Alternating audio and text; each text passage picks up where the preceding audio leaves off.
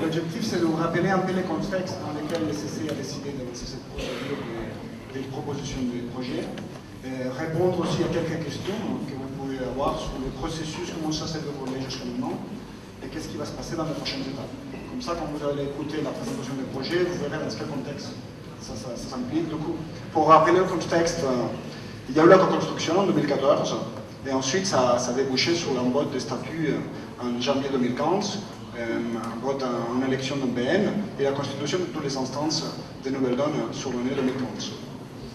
En fait, ce qu'on a constaté, c'est que cette reconstruction devait permettre au mouvement de se mettre en marche, d'avoir tous les outils pour avancer correctement. Sauf qu'on a constaté que 2015, on a eu malheureusement pas mal de difficultés. À niveau du CC, on a analysé un peu ces difficultés, on a essayé d'identifier ce qui pouvait venir.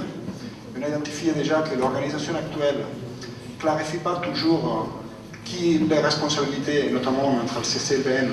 On voit qu'il y avait des sources de conflits. On a eu des problèmes de personnes, quelquefois, et on n'avait pas d'outils qui nous permettaient d'en faire face correctement. On a eu aussi des problèmes opérationnels et de gestion.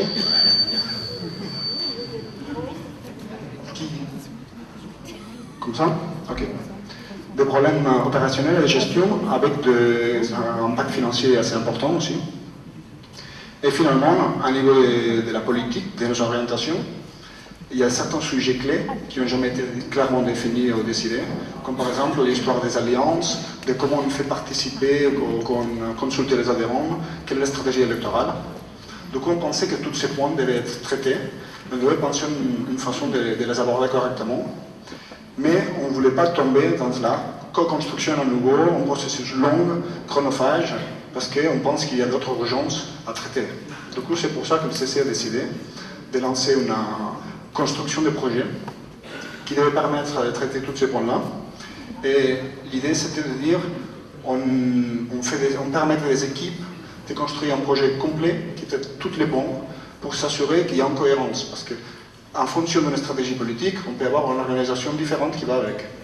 Du coup, on voulait qu'ils traitent la ligne politique, la stratégie, l'organisation, les finances, tout dans un seul projet. Et l'idée de cette construction de projet, c'est de réassurer, clarifier, rassembler tout le monde à nouveau sur un objectif, et ça le faire dans la joie, la convivialité, pour pouvoir affronter tout ce qui... Non, parce que là on rigole, mais en fait, on s'est rendu compte que là, qu'est-ce qu'on a fait? On a dit, on veut limiter le nombre de projets, du coup on ne peut pas traiter 50 projets à la fois. On a dit, un projet doit être porté par un membre du CC, mais ça peut être soumis, construit par des adhérents, peu importe. Pourquoi un membre du CC? D'une, pour limiter le nombre, de deux, pour favoriser les échanges entre eux, et de trois, parce que les membres du CC, aujourd'hui, dans l'organisation, c'est les représentants des adhérents communs. Du coup, il y a 8 projets qui ont été proposés. De ces 8 projets, on avait décidé qu'on allait en présenter que 4 aux adhérents. Et il y a des questions qui nous demandent comment vous avez passé de 8 à 4.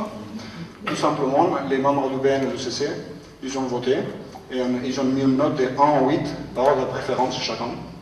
Et c'est comme ça qu'on a sorti les 4 premiers. On a pensé que c'était une méthode qui permettait d'une façon juste de classifier les projets. Ensuite, on a communiqué ces projets de façon anonyme. Beaucoup de questions là-dessus. Des gens ils pensaient que c'était pour cacher les choses. On ne cache rien parce que là, vous saurez qui a fait chaque projet, beaucoup de gens le savaient déjà. Mais c'est pour nous concentrer lors de la lecture du projet sur le contenu et pas sur les personnes. Et maintenant, on est dans une phase de débat, d'échange autour de ces projets, parce que l'idée c'est de les co-construire ensemble, de prendre en compte les remarques de tout le monde. Et qu'est-ce qui va se passer après ces échanges d'aujourd'hui, évidemment? On aura encore une semaine d'échange, et en début février, on aura la version finale des projets qui va être soumise au vote. J'ai dit version finale parce qu'entre ce qu'on a aujourd'hui et ce qu'on aura le jour du vote, on va prendre en compte les remarques des gens et du coup le projet peut évoluer. Et s'il y en a qui veulent converger, il peut. On verra ce qui se passe. Une fois le vote va être lancé, ça va être un vote électronique et postal. On a décidé que les statuts LRI, au début, on avait demandé qu'ils soient finalisés pour les votes. On pense que les délais sont trop courts et qu'en plus les statuts LRI doivent être rédigés en fonction du projet qui a été choisi. Du coup, il y aura le vote sur le projet, Et ensuite, on va donner un délai supplémentaire d'environ 2 semaines, hein, pas très long non plus, pour rédiger les bons statuts et les bons RRI qui vont avec. Et ensuite, l'étape d'après, ça va être la mise en place des dispositions transitoires et le renouvellement des instances, ce qu'il faudra par rapport au projet voté. Donc voilà, ça c'est un peu le processus qui nous a amené à lancer cet appel à projet. Et maintenant, je passe la main au porteur de projet pour vous le présenter. Ils vont être présentés par ordre alphabétique, tels qu'ils apparaissaient dans le site internet, A, B, C, D. Du coup, j'invite les porteurs qui le présentent de dire s'ils sont les projets A, B, C, D et le nombre de projets. Merci.